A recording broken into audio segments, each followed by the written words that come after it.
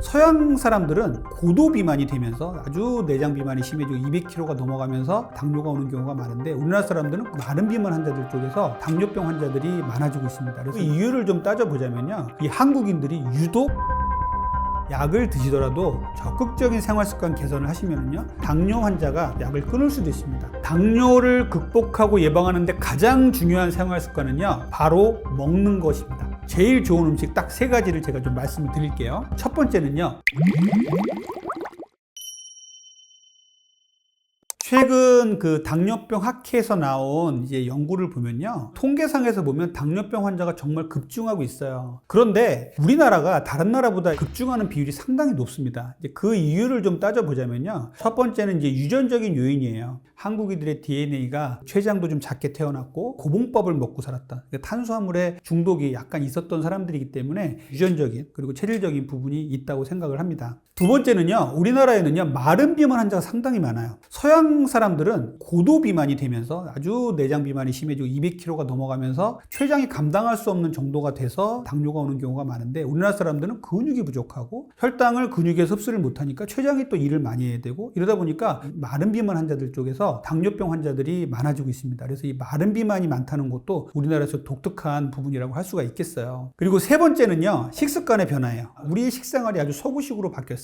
근데 우리가 예전에 먹던 된장찌개에 계란 후라이를 먹는 이런 아침 식사가 훨씬 더 건강했던 것들이거든요. 그래서 우리가 먹는 음식들 속에 정제된 탄수화물들이 많아지기 때문에 당뇨병 환자가 급증하고 있다, 이렇게 말씀을 드리고 싶어요. 그리고 마지막으로 말씀드리고 싶은 건요, 우리 한국인들은요, 너무 열심히 일을 하잖아요. 그래서 스트레스와 또 음주 이런 것들이 너무나 많습니다. 이런 것들이 젊은 층에서 아주 두드러지게 나타나는데, 다 같이 나가서 회식을 하고 이런 것들이 아주 문제라고 볼 수 있어요. 그래서 우리나라는 다른 나라 사람들하고 달리 당뇨로 갈 수 있는 환경들이 아주 활짝 열려져 있습니다. 우리나라 사람들은요, 췌장이 다른 나라 사람들보다 작아요. 같은 호모사피엔스인데 왜 우리가 췌장이 작아요? 이거에 약간 역사적인 다른 이런 환경 때문에 그런 것인데, 같은 체구의 동서양인을 비교를 해봤더니요, 체구가 같더라도 동양인이 서양인에 비해서 췌장 크기가 작습니다. 그리고 동양인들 중에서도 이 한국인들이 유독 췌장 크기가 작아요. 췌장이 기능을 하려면 기름기가 많이 껴있지 않아야 되는데, 우리나라 사람들이 서양인들보다 20% 정도가 기름기가 또 많이 껴있어요. 그래서 췌장이 기능을 할 수 있는 것이 서양인들보다 적은 거예요. 혈당이 올라갔을 때 췌장에서 인슐린이 나와서 혈당을 끌어내려서 세포로 들어가게 하는 기능을 하는 기관인데, 췌장이 작다는 것은 결국은 혈당을 잘 관리할 수 있는 능력이 떨어진다는 말이에요. 또 하나는 뇌라든지 근육 같은 경우는 쓰면 쓸수록 강화되는 조직이에요. 하지만 췌장은요, 쓰면 쓸수록 고갈되는 조직이에요. 그래서 정말 걱정되는 게 뭐냐면요, 어린 친구들 있잖아요. 탕후루라든지 마라탕 이런 것들 열풍이 불면서 단맛 나는 것들을 정제된 탄수화물 먹으면 어렸을 때부터 췌장들이 일을 많이 해야 돼요. 결국은 한정되어 있는 췌장 조직이 일을 다 해버리면요, 40, 50대가 돼서 췌장이 일을 하지 못하게 됩니다. 이것이 결국 당뇨병이에요. 당뇨약이 아주 좋은 약들이 많이 나왔어요. 그런데 아무리 좋은 약을 먹더라도요, 내 생활 습관이 엉망이 돼버리면요, 약물이 작용할 수 있는 것들이 한계가 이루어지고요, 약물은 점점점 늘어갈 수밖에 없는 거예요. 약을 드시더라도 적극적인 생활 습관 개선을 하시면은요, 당뇨 환자가 아주 조절이 잘 돼서 당뇨 전 단계로 가서 약을 끊을 수도 있습니다. 당뇨 전 단계 환자가 정상인으로 생활할 수가 있어요. 이렇게 되면은요, 혈관 합병증, 신경합병증 이런 거 합병증을 멀리하면서 우리가 건강하게도 오래 살 수가 있게 되는 것이죠. 약이 아주 좋아졌지만 기본은 생활 습관 교정이다라는 생각을 꼭 해주시고요, 식습관 개선, 운동 이런 것들을 통해서 내장 지방을 잘 빼는 이런 생활 습관을 가지시는 게 정말 중요합니다.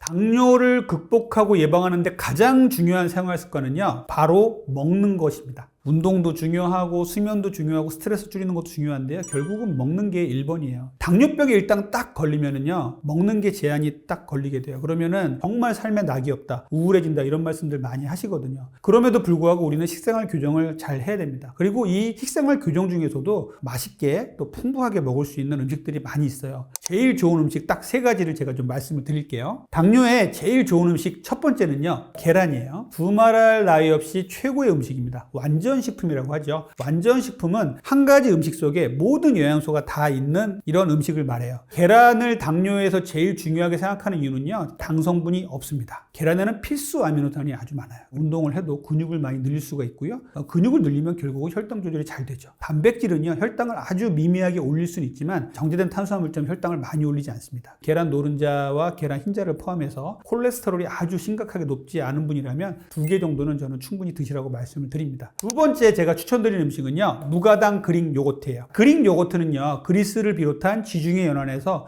전통적으로 먹던 요거트입니다. 우유를 오랫동안 놔두게 되면 유청이 분리가 돼요. 유청은요, 위에 떠 있는 맑은 부분이거든요. 이 부분에 유당이 들어있고 한데 이 부분을 덜어내고 꾸덕꾸덕한 부분만 다시 끓여서 여기다가 유산균을 넣어서 만든 게 그릭 요거트예요. 그릭 요거트 드셔보신 분은 아시겠지만 꾸덕꾸덕하잖아요. 아주 좋은 유단백을 먹을 수가 있습니다. 그릭 요거트 속에도 유당이라는 게 일부 들어있긴 해요. 그런데 유당을 아주 극도로 억제할 수가 있어요. 탄수화물 함량을 10g 이하면 아주 좋은 음식이라고 하고 5g 이하면 아주 최고의 음식이라고 얘기를 저는 하는데, 무가당, 무청과 그릭 요거트를 잘 고르신다면 5g 이하짜리 그릭 요거트를 많이 구할 수가 있습니다. 이 그릭 요거트가 당뇨 환자한테 좋은 이유는요, 혈당을 올리지 않고요, 그리고 아주 좋은 양질의 유당백을 얻을 수 있다는 것이에요. 또 장 속에 들어가면요, 장내 유익균의 먹이가 돼서 아주 배변도 편하게 해주죠. 위도 보호한다는 이런 연구도 있습니다. 그래서 토마토라든지 당이 많지 않은 이런 야채라든지 무가당 크래커라든지 이런 것들에다가 찍어 먹거나 토핑으로 얹어서 비벼 먹는다고 얘기를 하는데, 저도 오늘 아침에는 사과, 토마토 이런 거에다가 그릭 요거트를 덜어서 비벼 가지고 먹고 나왔는데요, 그릭 요거트는 많은 요리에 적합할 수가 있어요. 자, 세 번째 제가 추천드리는 음식은요, 양배추예요. 양배추는 최고의 섬유질입니다. 이 섬유질은요, 혈당 수준을 천천히 올리게 하는 완충제로서 역할을 합니다. 장내에 들어가서는요, 유익균의 먹이가 돼서 장내의 활동을 원활하게 해주죠. 그리고 포만감을 주기 때문에 식욕을 억제해주는 이런 역할도 해요. 이 양배추 속에는요, 비타민 U라는 것도 들어있는데 얘는요, 위궤양같이 출혈을 막을 수 있는 좋은 역할을 합니다. 그래서 당뇨가 있으신데 위가 안 좋으신 분들은 이런 양배추를 잘 활용하시면 좋겠어요. 그래서 두 번째 말씀드렸던 그릭 요거트에다 찍어 드시거나 이런 것도 상당히 좋거든요. 그래서 아침에 저는 제일 많이 먹는 음식이 계란 옆에 삶아 놓고요, 양배추에다가 또 그릭 요거트를 발라서 먹고 나가거든요. 이런 거 아주 좋은 식단이니까 이렇게 적용을 많이 해보셨으면 좋겠습니다. 당뇨 환자에게 정말 식전에 최고로 치는 음식은 섬유질이에요. 섬유질은요, 예전에는 쓸데없는 거라고 생각했어요.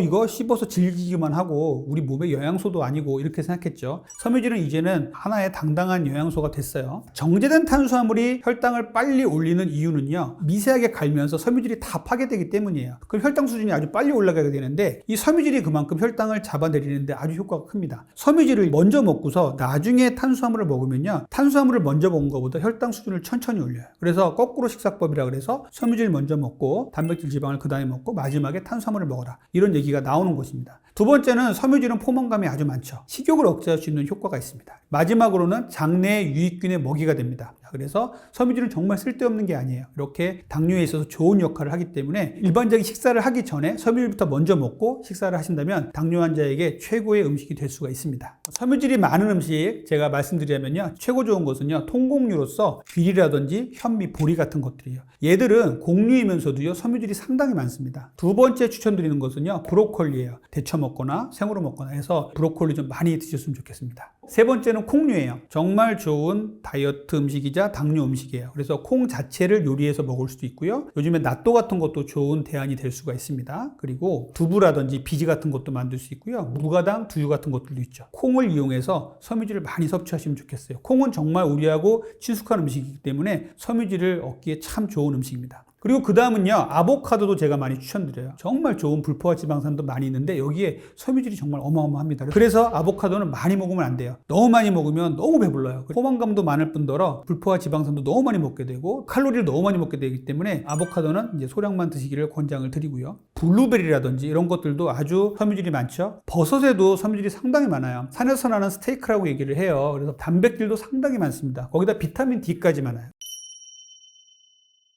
당뇨 환자들이 반드시 피해야 될 음식 하면은 그냥 다들 아시다시피 정제된 탄수화물이에요. 빵, 떡, 면, 과자, 그리고 백미, 아주 액상 과당들 이런 것들은요 혈당 수준을 정말 빨리 올리거든요. 이렇게 당뇨 환자한테 정말 적입니다. 두 번째는요 트랜스 지방이 많은 음식들 피하라고 말씀드려요. 트랜스 지방이 많은 음식을 드시면 혈관이 점점점 좁아진단 말이에요. 트랜스 지방이 많은 이 튀긴 음식들 주의하셔야 되거든요. 제가 꼭 말씀드리고 싶은 건요 과일 주스 상당히 조심하셔야 돼요. 액상 과당이 들거나 과일 주스 같은 것들이 어떻게 보면은 당뇨 환자한테 건강해 보일 것 같기도 한데라고 생각하셔서 드시는 분들이 계세요. 그냥 먹는 과일과 주스로 갈아서 먹는 과일 정말 다르거든요. 예를 들어 자몽이라든지 아보카도, 블루베리 같은 과일은 좋은 과일이에요. 그런데 단맛이 너무 많은 과일들 있죠. 바나나라든지 수박 같은 음식들이요. 이런 음식들을 갈아서 먹게 되면요 혈당 수준을 어마어마하게 빨리 높입니다. 제일 나쁜 것은 말린 과일이요. 콤팩트한 용량 속에서 혈당을 많이 올릴 수 있는 여건을 아주 잘 갖추고 있어요. 그래서 과일도 아주 단맛이 강한 과일들은 절대 안전한 것이 아니다. 이렇게 꼭 생각을 해주셨으면 좋겠습니다.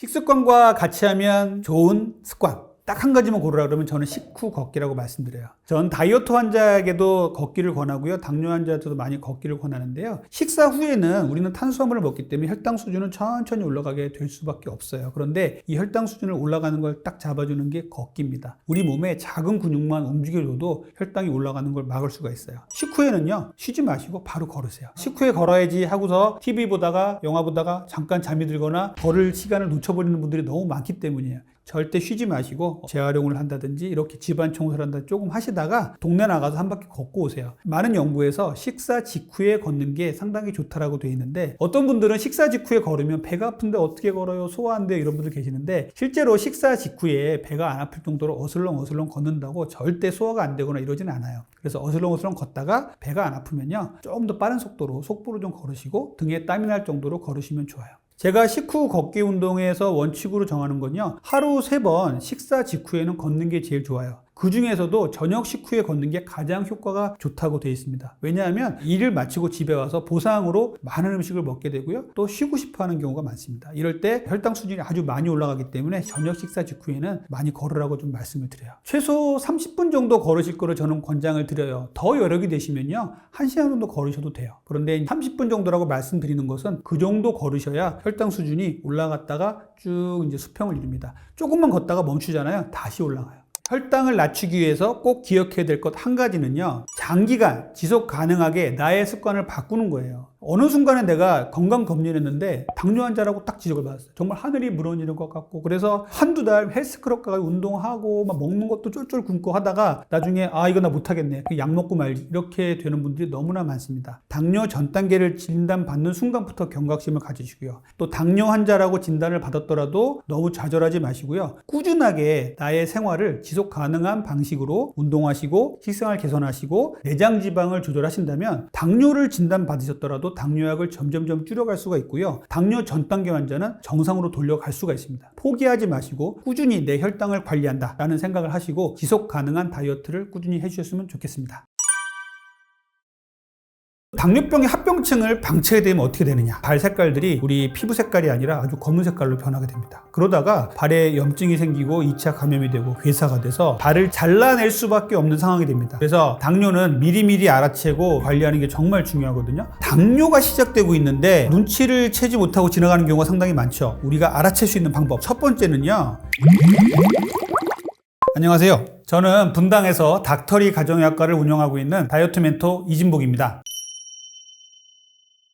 우리 몸은 아주 많은 혈관으로 구성되어 있고 이 혈관의 건강이 우리의 몸에 아주 중요하죠. 그런데 이 당뇨병은요, 이 동맥경화를 만들어요. 그리고 혈당이 계속 오르고 내리면서 우리 혈관에 미세한 상처를 나게 합니다. 혈관의 내피세포에 상처가 나게 되면 여러 가지 물질들이 달라붙어요. 그래서 혈관이 점점점 좁아지게 되는 거예요. 그래서 대혈관과 미세혈관에 합병증이 생겨요. 그래서 이런 당뇨병의 합병증을 방치하게 되면 어떻게 되느냐? 큰 혈관의 문제를 들여다보면 결국은 우리가 큰 혈관에서 동맥경화가 점점점 진행이 돼서 동맥이 점점 좁아진단 말이에요. 그렇게 되면은 뇌혈관이 막히는 뇌경색이 올 수가 있고요. 그리고 이렇게 막히다 혈관이 약해지다 터져버리는 뇌출혈이 될 수가 있습니다. 그리고 심장을 먹여 살리는 가장 큰 혈관들이 있는데 관상동맥이라고 있죠. 이 관상동맥이 막혀버리면 결국은 협심증을 지나서 또 심근경색까지 오게 할 수가 있는 거예요. 그리고 대동맥 파열이라든지 이런 문제를 생길 수가 있게 하는 게 무시무시한 이 큰 혈관의 합병증입니다. 두 번째는 눈의 합병증인데요. 눈은요, 미세한 혈관들이 망막을 구성하고 있어요. 망막이 막히게 되면요, 시력의 기능을 떨어뜨립니다. 실명이 오게 되는 것이죠. 그리고 신장질환인데요. 콩팥은요, 우리 몸에서 모든 혈관이 지나가면서 노폐물을 제거하는 역할을 하죠. 그래서 우리 콩팥에서는 기본적으로 요당이나 요단백이 빠지질 않아요. 그런데 당뇨 환자들은요, 이런 혈관들이 망가지고 너무나 많은 당성분들이 혈관들을 모이다 보니까 요당이 빠지고 미세하게 이제 단백뇨들이 생길 수가 있습니다. 그러다가 신장의 합병증으로 진행이 되고 만성 심부전이 됩니다. 결국은 우리 몸의 노폐물이 해소가 안 되다 보니까 투석을 안 하면 결국은 사망하게 되는 이런 이유가 되게 됩니다. 그래서 당뇨병 환자는 콩팥 질환으로 아주 심각하게 올 수가 있어요. 그 다음에는 신경합병증을 말씀을 드리는데요. 당뇨병 환자들은요, 어디 찔리거나 작은 상처가 나도 잘 몰라요. 얼마 전까지 우리 그 맨발 걷기가 상당히 많이 유행을 했었는데 당뇨 환자분들도 막 나가서 걷는 분들이 계셨는데 발가락에 작은 상처가 생겼는데 이분들이 이걸 모르고 계속 걷기 운동을 하시는 거예요. 그러다가 상처가 커지고 또 감염이 쉽게 되니까 발가락에 염증이 심하게 생기는 이런 분들이 종종 계셨단 말이에요. 그리고 뜨거운 물에 들어가도 뜨거운지 잘 몰라요. 신경에 합병증이 생기면요, 이렇게 말초에 신경에 감각이 떨어집니다. 그래서 우리가 불에다가 손을 대었을 때 불이 뜨거워가지고 손을 떼잖아요. 근데 당뇨 환자들은 불에 어느 정도 다가가도 뜨거운 감각을 몰라요. 그러면 손가락이 결국은 타게 되고 화상을 입게 되고 괴사가 되는 거예요. 이렇게 신경합병증도 정말 무섭거든요. 그리고 마지막으로 이제 발합병증을 또 말씀드릴 수밖에 없는데, 당뇨병 환자가 발합병증이 잘 생기는 이유는요, 결국은 말초의 혈관이 아주 멀리 있기 때문이에요. 그래서 가장 먼 곳에 혈관들이 이제 막혀버리기 시작하고 거기서부터 혈액순환이 안 되기 시작합니다. 그래서 처음에는 발의 감각이 떨어지니까 여기저기 상처가 날 수가 있겠죠. 이 상처가 잘 낫질 않아요. 발 색깔들이 우리 피부 색깔이 아니라 아주 검은 색깔로 변하게 됩니다. 그러다가 결국은 아무리 항생제를 쓰고 해도 발에 염증이 생기고 2차 감염이 되고 괴사가 돼서 잘라낼 수밖에 없는 상황이 됩니다. 발을 절단하지 않으면 해소가 안 되는 이런 문제가 생기게 되는 거예요. 합병증은 계속 돌고 악순환의 과정을 겪게 됩니다.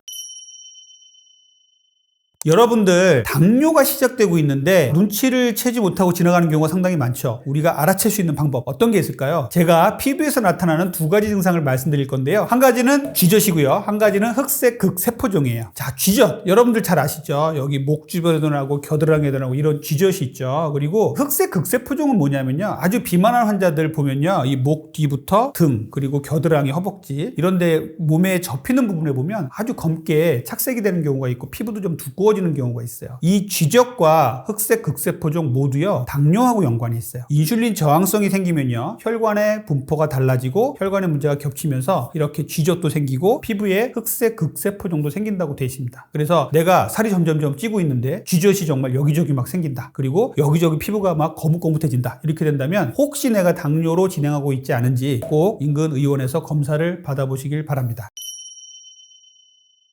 당뇨 전 단계가 오고 있다는 신호 첫 번째는요, 식곤증이에요. 밥을 먹고 났는데 정말 견디기 힘든 식곤증이 옵니다. 피로감이 와서 한잠을 자지 않으면 해결이 안 되는 이런 정도의 식곤증이 와요. 물론 식곤증은 누구나 다 올 수가 있어요. 우리가 음식을 먹으면 위장관계로 혈액이 확 모이기 때문에 뇌 쪽에 혈액이 상대적으로 부족해져서 약간 멍하거나 졸린 기분이 들 수는 있죠. 그런데 이 정도의 식곤증이 아닙니다. 일상생활이 불가능할 정도의 식곤증이 온다. 이렇다면은요, 꼭 당뇨 전 단계가 아닌지 확인해 보실 필요가 있어요. 두 번째는요, 만성 피로감인데 그냥 무기력해요. 계속 무기력하고 피로하고 이런 경우도 결국은 당뇨 전 단계가 오면서 인슐린 저항성이 온 거예요. 그래서 우리 몸에 에너지 대사가 잘 되지 않기 때문에 우리 몸이 자꾸 피곤해지는 것이거든요. 세 번째는요, 갑작스럽게 배가 고파요. 그리고 폭식을 합니다. 당뇨 전 단계 환자분들 이렇게 얘기를 쭉 들어보면 어떤 문제가 있냐면요, 그냥 일상생활 하다가도 일반적인 사람들은 이게 천천히 배고픈 게 증가를 하는데 이분들은 배가 고픈의 생각이 들자마자 뭔가 먹지 않으면 해결이 안 되는 이러한 배고픔이 생깁니다. 생겨요. 그래서 이런 배고픔 때문에 결국은 허겁지겁 밥을 먹게 되죠. 허겁지겁 간식을 먹게 되고 이래서 폭식증이 생기게 됩니다. 그래서 갑작스러운 허기관과 폭식증도 중요한 이 당뇨 전 단계 신호라고 볼 수가 있겠어요. 그 다음은요, 식사를 다 끝났는데 마지막에 또 단 음식이 자꾸 땡겨요. 이것은 뭐냐 하면 우리 몸에서 혈당의 대사가 제대로 안 되다 보니까 음식을 다 먹었는데도 불구하고 자꾸만 탄수화물을 더 먹어라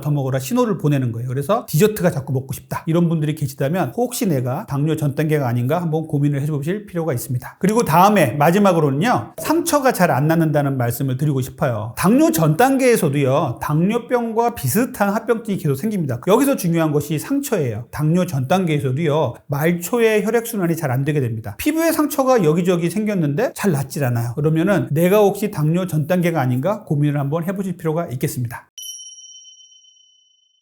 네, 우리가 당뇨병 하면은 크게 3대 증상이 있죠. 당뇨라는 거는 소변에서 당이 나온다는 소리죠. 우리 신장에서 당을 걸러주기 때문에 실제적으로는 소변에 당이 안 나와야 됩니다. 그런데 우리 혈관에 당이 너무너무 많기 때문에 또 신장 기능도 떨어지기 때문에 소변에서 당이 나오기 시작해요. 이게 당뇨거든요. 우리 몸에 혈당이 너무너무 혈관 속에 많고 이것들을 몸에서는 제대로 쓰질 못하니까 다음, 다뇨, 다식 이렇게 이제 세 가지로 얘기를 해요. 다음은 결국은 물을 많이 먹는다는 소리죠. 혈관 속에 에서는요, 포도당의 농도가 높아지다 보니까 삼투압이 높아지게 돼요. 그러면은 혈관 속에서 혈액이 끈적끈적해지는 거죠. 이거의 농도를 낮춰야 되다 보니까 물이 당기는 거예요. 짠 거를 많이 먹게 되면 우리가 물이 많이 당기잖아요. 그런 거하고 비슷한 겁니다. 그래서 다음 이런 것이고요. 두 번째는 다뇨입니다. 결국은 물을 많이 먹다 보니까 소변을 많이 볼 수밖에 없어요. 이 소변 속에서 또 당이 섞여 있겠죠. 그래서 물을 많이 먹는다는 것과 당이 많아서 당이 소변으로 나오기 때문에 또 소변량도 많아집니다. 그래서 다뇨에 대한 문제가 있고요. 다식은 결국은 많이 먹는다는